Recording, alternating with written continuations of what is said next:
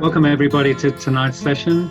I'm sharing some of my latest thinking about our addiction to fossil fuels, and I'm positing that it might be a global phenomenon and possibly a species-wide phenomenon. That's why I'm calling it tough love on a global scale. So I'd like to start by acknowledging we are meeting on Aboriginal land, and in my case, the Biblum and Menang people of the Noongar Nation. But I particularly want to acknowledge that Aboriginal people have cared for this country over many millennia and have done so through several changes of climate and have continued to care for the land really well. I want to acknowledge our debt to them. So just a reminder that who we are as CCL, we exist to create the political will for climate solutions by enabling individual breakthroughs in the exercises of personal and political power. And a big part of what we're interested in is getting a really good price on carbon. However, the situation at the moment is that carbon pricing is still the solution that dare not speak its name. It's been so effectively weaponized and demonized and abolished in Australia that it's very hard for some people to even use the phrase carbon pricing. It's been buried underground in many cases. However, I and keep proposing it because it's a very powerful thing. Carbon pricing has been used by some powerful interests to divide us, to divide and keep us squabbling, as and particularly in Australia, but in some other countries as well. And it's not just carbon pricing that's been pushed underground. Some other climate solutions are also struggling to get enough oxygen. And yet, despite all of this, it's still a very, very effective foundation for dealing with the climate crisis. Some would argue that it's essential, and I certainly would agree that it's an essential part of dealing with the climate crisis, and it's also inevitable. And quite a lot of people are recognizing that it's inevitable, especially lots of big companies are seeing it as inevitable, and that's why they're pricing carbon into their internal workings and using what they call a shadow carbon price. So despite that fact, it's still really, really difficult to get any traction on it, particularly in Australia and a few other countries. The other context that's worth looking at is that essentially as a planet, as a global community, we are failing to deal with climate change, that emissions are still rising. And here's a recent graph showing that coal has recently dipped, but oil, gas and emissions from cement manufacture are still growing. So we've got a problem there. And there aren't many signs of progress. There are lots and lots of little pieces of progress going on all over the world, but there's no real big initiative that's pushing us forward. And even the Paris Agreement, which is obviously perhaps the most important initiative in this direction, is really struggling to have much traction. And in many ways, the crisis is worsening. And this diagram here shows, it's interesting, it just shows how, in actual fact, in the run-up to the Industrial Revolution, the Earth was actually cooling. And we can see a very slow cooling effect here. And many climate scientists actually say that we should be heading for the next ice age in the natural cycles of climate change. However, we've intervened big time, and so here we are now at 2000, and the estimate is that the amount of warming that we've actually committed to in the way we're operating takes us to 2 degrees, and then if we don't pull back quickly, we're heading right up here. So that's kind of the reality that's sort of facing us. And so the question that's led me to think about all of this is, well, who has the power? Who has the power to stop this? Who has the power to turn it around? Is it industry? Is it government? Is it people? Is it us? Is it a combination of all three?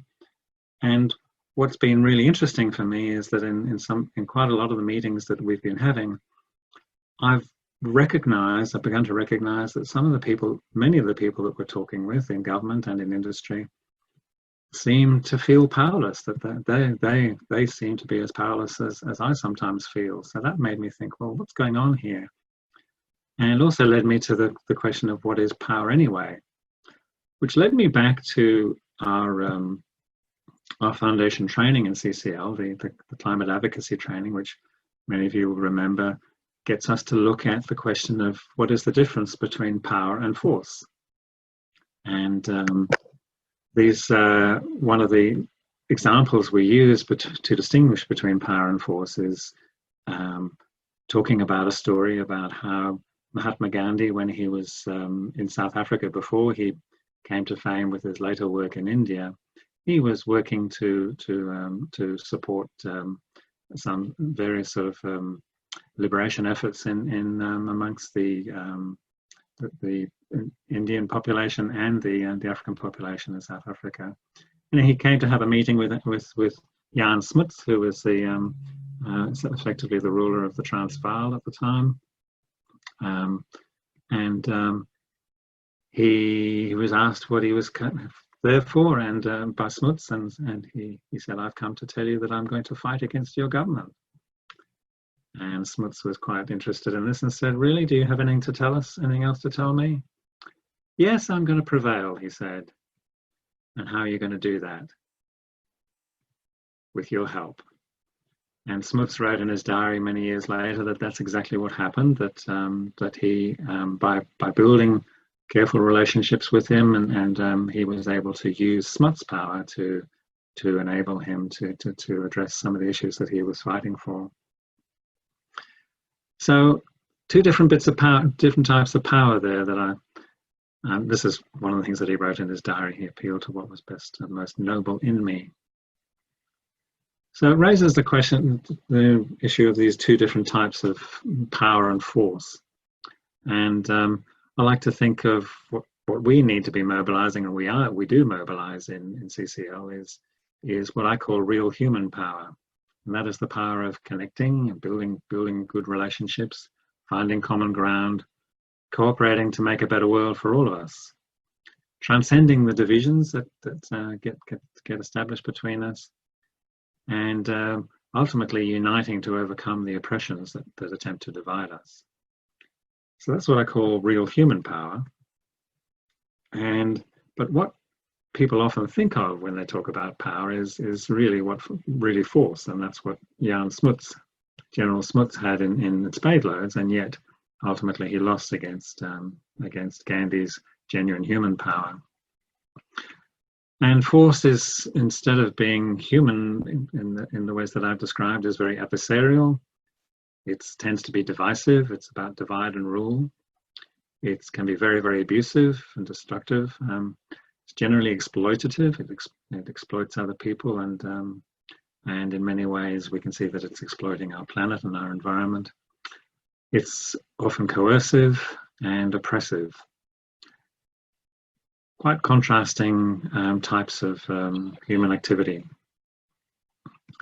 And so, to me, that partly explains the phenomenon that I've just described, where I saw all these people seemingly powerless. You know, that these people who are in power in big corporations and in government, floundering about and looking like they're pretty powerless.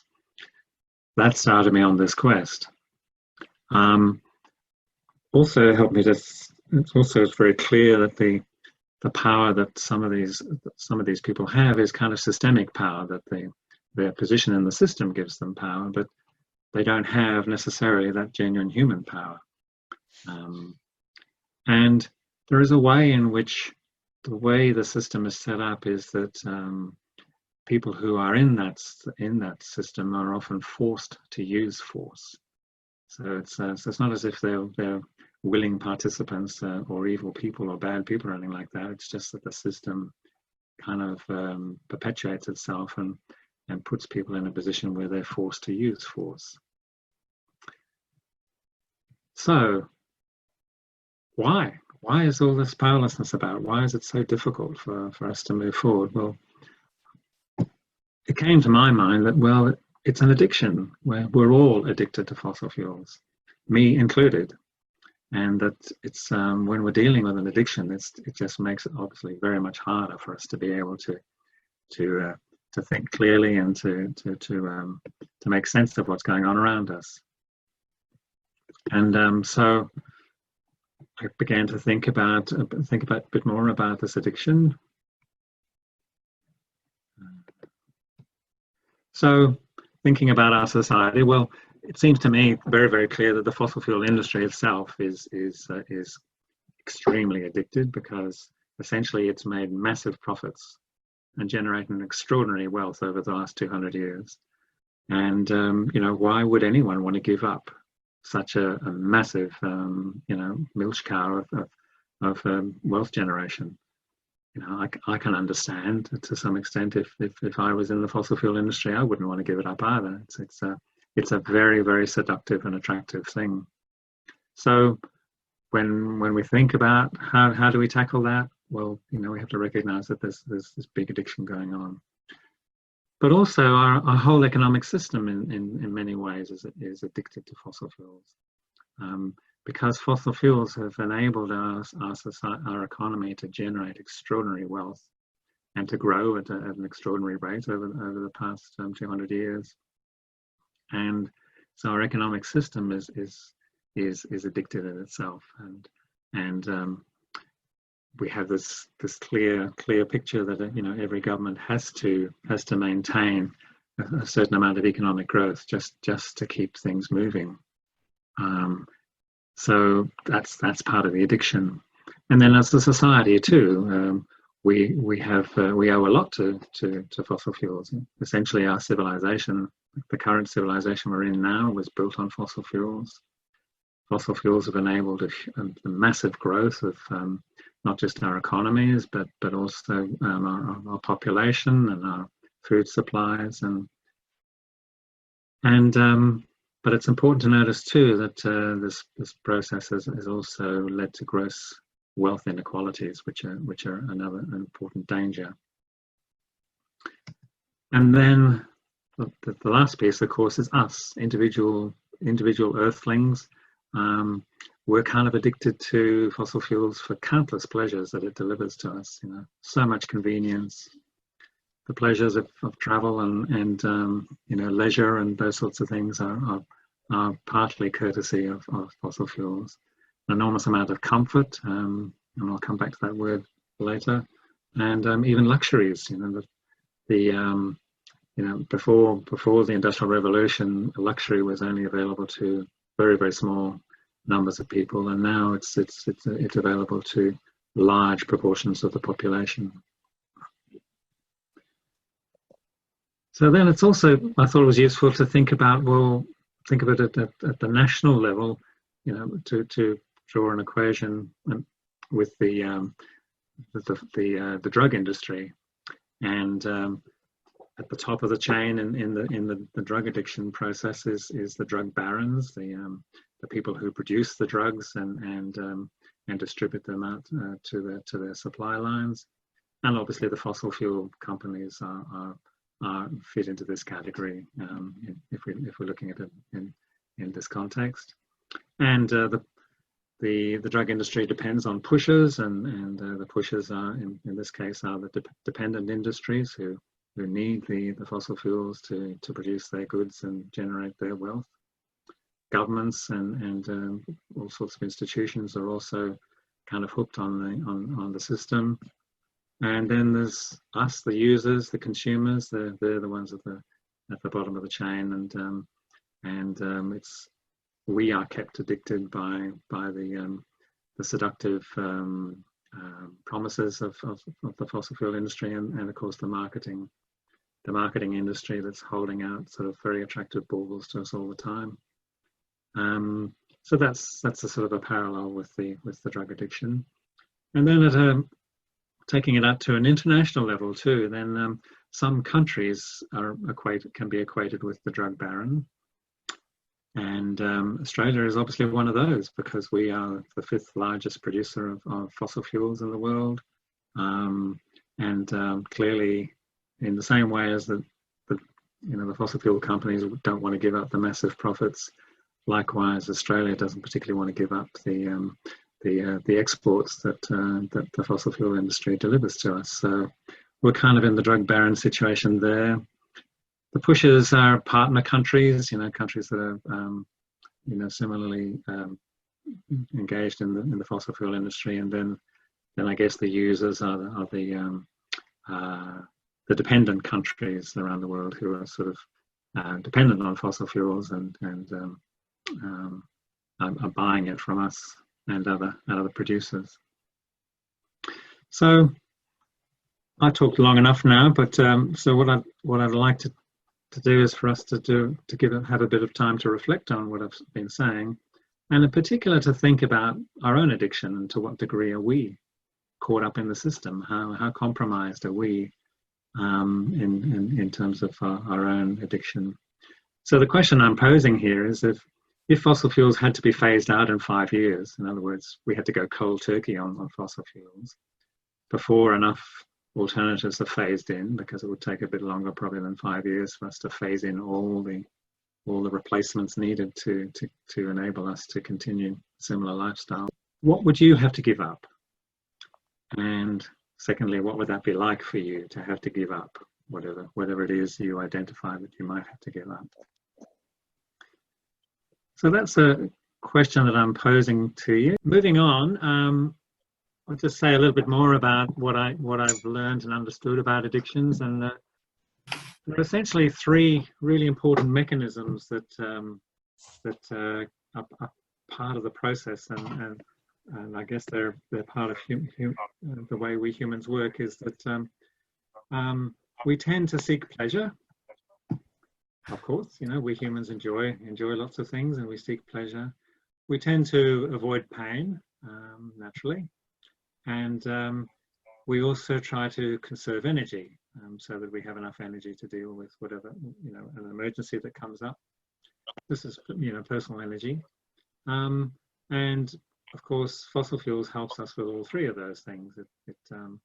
It gives us an enormous amount of pleasure from time to time. It helps us conserve a lot of energy. It does so much work for us and enables us to have machines to work for us, and but also it can protect us from a lot of pain because of the or struggle or discomfort and so on, but by all the things that it produces for us, including warm houses and so on. So those 3 things can get tricked into overuse and overdependence by an addiction. The other thing about addictions is that the longer we are addicted to a substance, the pleasure it brings us decreases over time. So, for instance, if we're addicted to heroin, after a while it's not enough, and we need a higher dose. And so, in a way, whatever it is we become addicted to is never enough. We always want more. And if you think about the way in which we treat the things that fossil fuels give us, there are ways in which, as a species, we always want more. Another key thing about addiction is that it is always denied, or nearly always denied, by the addict. It's vigorously defended and justified, and also fought for. Whatever the person is addicted to, they will fight to keep and maintain the supply, and do also to do as much as they can to make sure that they don't get cut off. And they will use all sorts of lies and deception, including lying to themselves, and of course lying to all the people around them to maintain the addiction. Unfortunately, addictions nearly always bring harm and destruction, and sometimes fatal harm. Again, not just to themselves, but very often to the people around them. So it's the danger spreads. Also, very importantly, it's based in powerful emotions, and most importantly, it's based in fear. And often it's the fear of losing what we currently have. And so the idea of having to give up what we currently have can be very frightening, and lead the addict to do everything they can to maintain whatever it is that's feeding the addiction. So applying those thoughts to the fossil fuel industry, it's pretty clear that the fossil fuel industry is in decline, although it often gives the impression that it doesn't see that and it doesn't believe it, and I think that's again part of the addiction. COVID-19 has created a price crash, the oil price crash, with a bit of help from Trump and Saudi Arabia, and Russia. But there we go. It's a serious issue for the industry. Another key thing is that the industry has declining social license, and more and more people are recognizing that how damaging it is, and so it's getting harder and harder for it to defend itself as a legitimate enterprise. And of course, it's facing increasing competition, and the fact that renewables and storage, for instance, in the electricity sector is now cheaper than fossil fuels is a major threat in terms of its viability.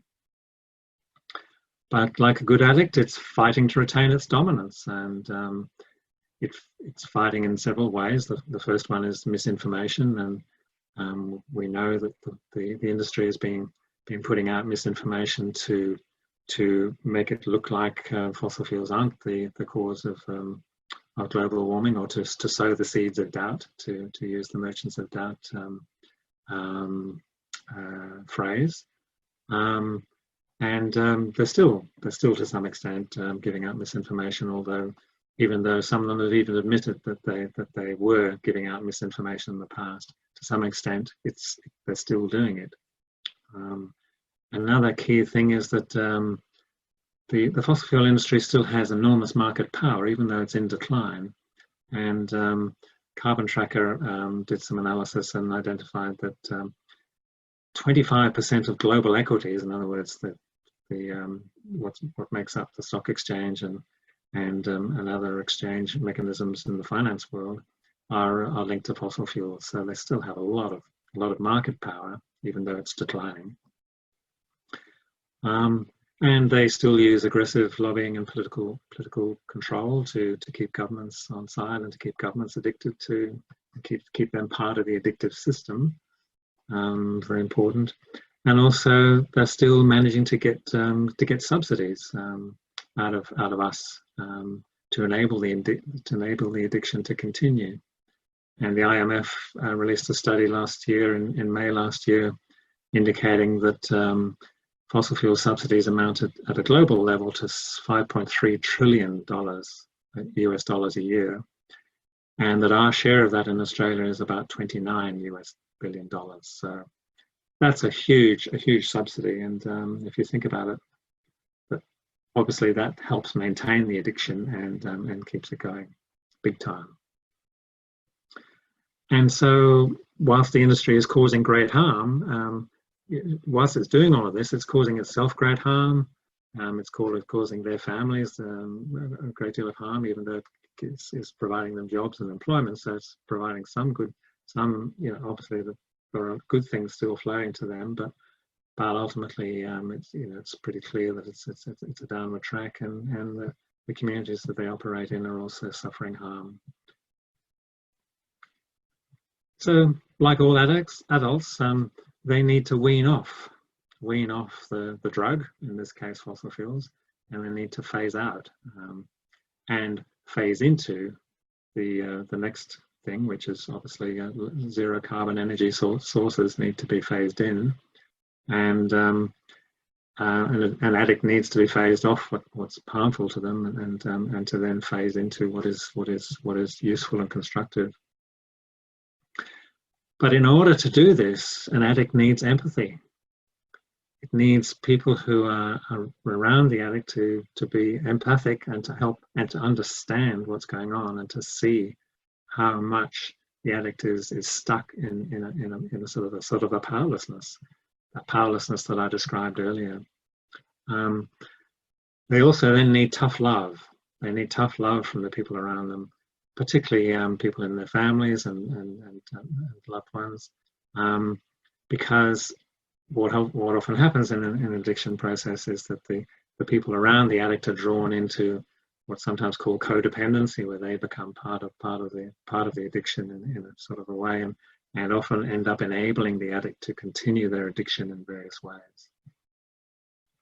So tough love is needed, and part of that tough love is frequent reminders of the reality, showing the addict that this is what's happening, this is the harm that you are doing to yourself and to the people around you, which is not easy to do because the denial and the self-justification is very, very powerful and keeps coming at us.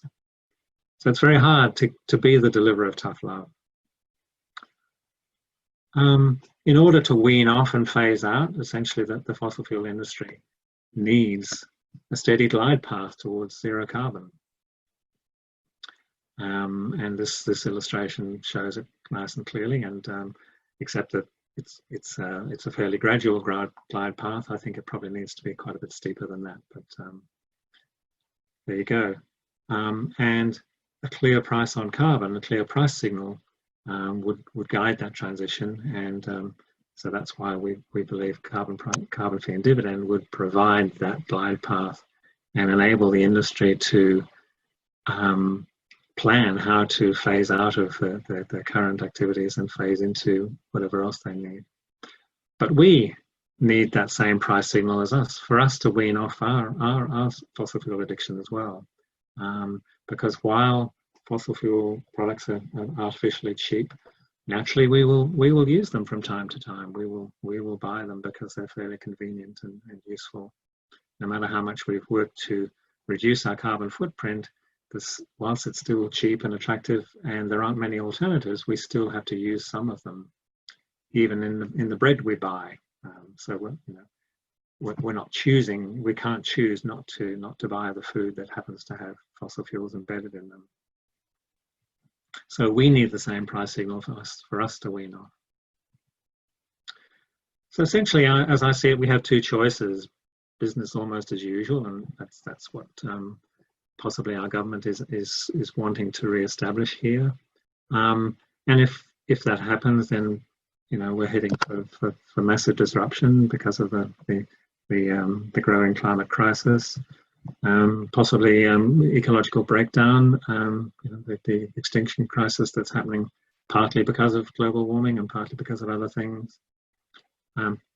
Possibly system collapse is a clear possibility if we continue with business almost as usual, and some pretty nasty things like war, famine, mass migrations, populism and fascism, just to name a few.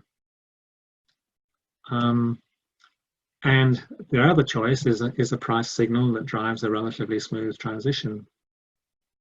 So again, in that diagram here, I've drawn a level flight, and that's essentially what government and industry, many parts of government and industry want to continue. That they want to try and continue to maintain level flight, and in some ways they want to increase altitude, and some parts of the fossil fuel industry actually want to increase their altitude, to increase their production.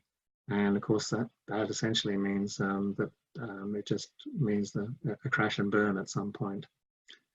So the price signal that's sort of a steadily rising price signal will help us to get onto that glide path, because it helps end the fossil fuel subsidies and enables the rapid decarbonisation process that we need. And very importantly, it enables those industries to transition themselves to figure out, okay, how do we phase out of fossil fuels, and how do we phase into whatever we want to do on the other side of zero carbon. But very importantly, it also enables employees at all levels to transition, and that brings me back to those fossil fuel executives that I've been meeting with, and seeing their sense of powerlessness. And they need this help too. They need to be able to transition, because they at some level they know how embedded they are in this addiction, and how hard it is to get out. And what they're faced with is at the moment is that there isn't anywhere near enough action to be able to enable the industry to phase out quickly. Now, what happens in addiction therapy? One of the first things that needs to happen is to stop enabling the addiction. So I mentioned earlier that generally around an addict are a number of people, usually family, friends, and loved ones, who end up enabling the addiction in various ways by lending them money or shielding them from the degree of harm that they're doing, or just being very sympathetic to their plight, but not being able to apply the tough love that's necessary. So stop enabling the addiction is really important. Pushing up the price to make the addiction harder to maintain is a well-known public health initiative that raising the price of alcohol and cigarettes, we know, helps addicts to reduce or go cold turkey. So price is key. And giving the addict a harmless alternative, in the instance of heroin, methadone can be a very useful aid to the therapeutic process. And revealing the harm to, showing them how much damage and harm they're doing to themselves, and especially to people around them, the people they love, is a really important part of the therapy. And if the therapy is successful, it reduces the chances of painful death, which is what many addictions lead to.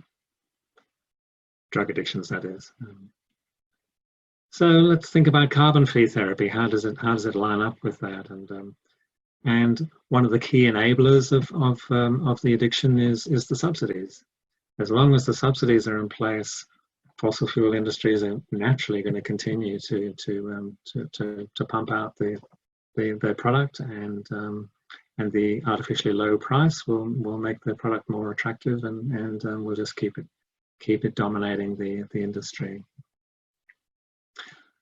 Providing a rising price signal for the industry enables the transition planning to go on.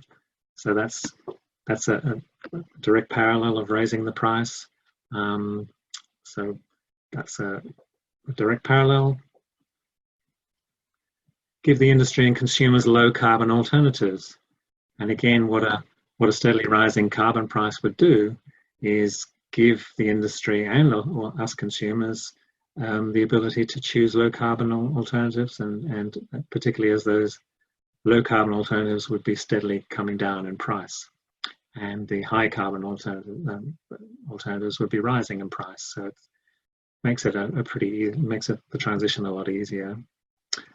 And another key thing is that, and this is where we come in as to some extent, is revealing the harm.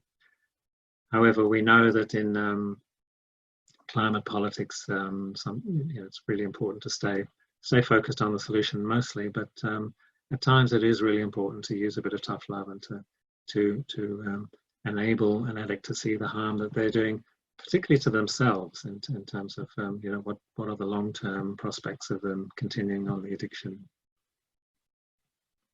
And again, a successful therapy reduces the chance of that crash and burn, where the plane continues on level flight or tries to gain a bit of altitude and then has to crash. So the question now arises for me as a CCL member, as a lobbyist, and as an advocate for climate solutions, is how do we as addicts, how do I as a fossil fuel addict lobby and advocate to other addicts, albeit that I might consider myself a minor addict compared to the CEO of Woodside, who perhaps I could argue is much more embedded in the system and has a higher level of addiction than me. So my initial thinking about this, and this is where I need some help from you guys, some thoughts about some answers to these questions. But it seems to me that the first thing we need to do is examine and address our own carbon addiction. And I got you to have a quick look at that earlier. And so look at our own carbon addiction, how entrenched it is, and how prepared we are to give it up.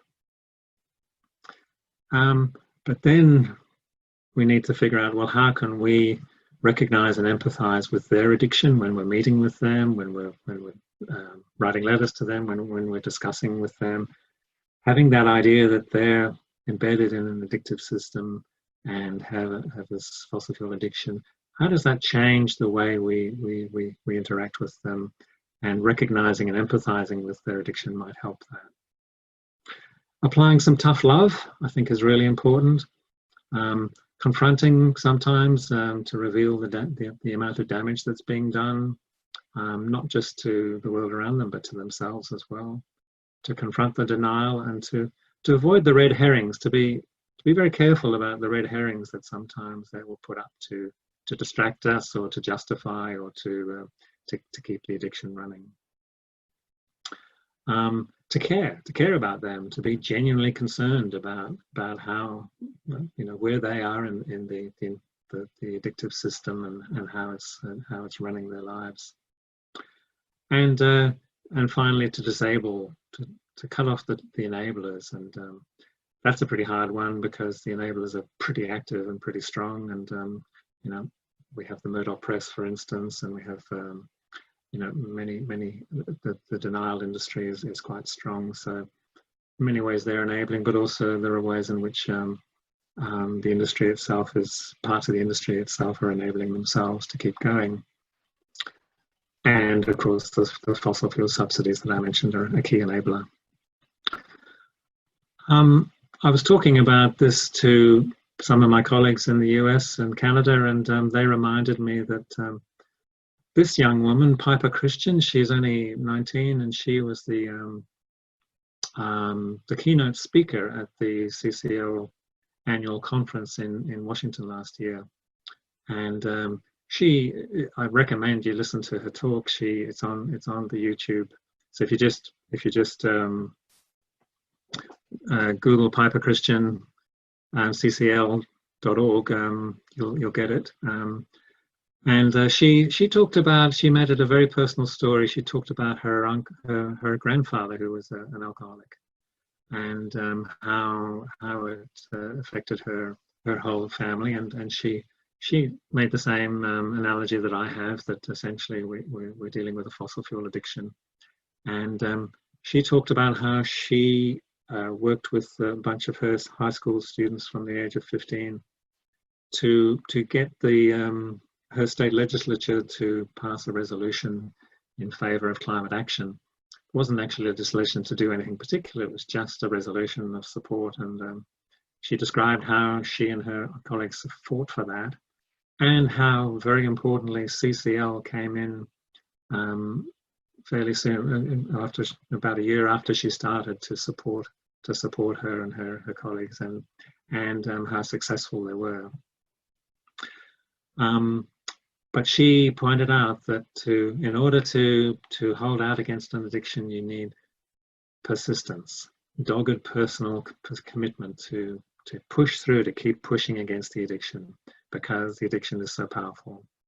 And she also talked about how important it is to be in a partnership, and to have an army of people beside her. And she described that that's what she felt she had when CCL came over the horizon and supported her and her fellow students. So I thoroughly recommend that talk. It's about 40 minutes on YouTube. So partnership, she mentions partnership as a key thing, and obviously that's where we need to go here too, in terms of ending our addictions together. We can't do it alone. We're all, particularly because we're sort of enmeshed in the system as well, and we have our own addictions as well. So we need to do it together. We need to do it in partnership with business and industry, with governments, academia, civil society, the United Nations, IMF, the World Bank. And all of these things come together in the Carbon Pricing Leadership Coalition, which is currently one of our major campaigns in CCL, is to build the Carbon Pricing Leadership Coalition in Australia as a way of creating real unity across many different sectors, and real understanding of how powerful carbon pricing is as a way of driving the process. Despite what Anthony Albanese has said yesterday, that we don't know, he's saying we no longer need a carbon price, but clearly that's a political position that he needs to take for the moment, and is perhaps a useful message for him to be putting out. But he's only talking about the energy system, the electricity system. We need carbon pricing for many other parts, many other sectors of the economy and our society.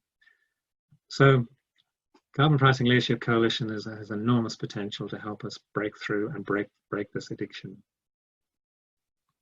And working in coalition brings us closer to having that real human power that I talked about that we need, instead of trying to use force. And it also brings us closer to what I believe as one of our objectives, and that is to reach the point where the nations of the world are in a friendly race to net zero, which I can't wait for that day when countries are competing with each other in kind of a relatively friendly way to try and get to zero carbon first, instead of dragging their heels as most of them are at the moment. So I'm really interested, as I say, this is just my initial thinking. There's a long way to go on figuring out how we use this. So I would love to have your thinking on this, and so please feel free to send any thoughts that you have to me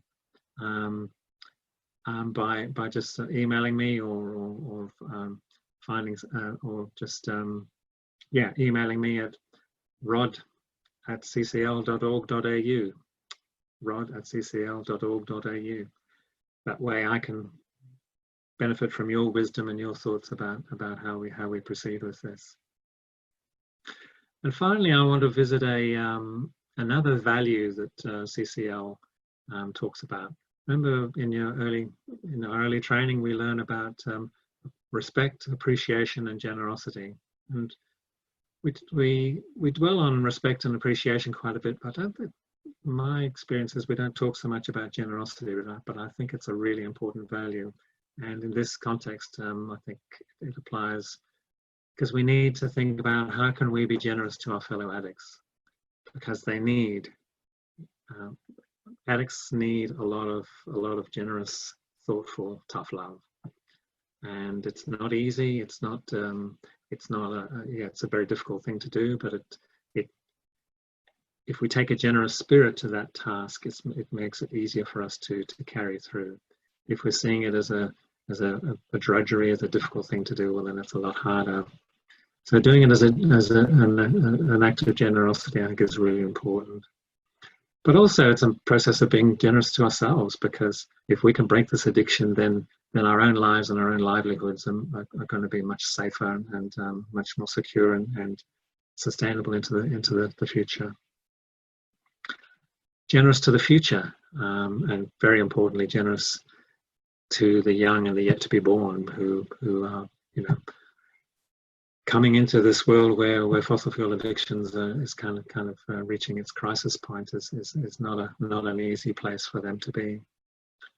And finally, to the planet, to our Mother Earth, who is struggling to cope with the level of addiction that we have achieved, and we'll find it very difficult to sustain us for much longer unless we break this addiction. So that's the talk.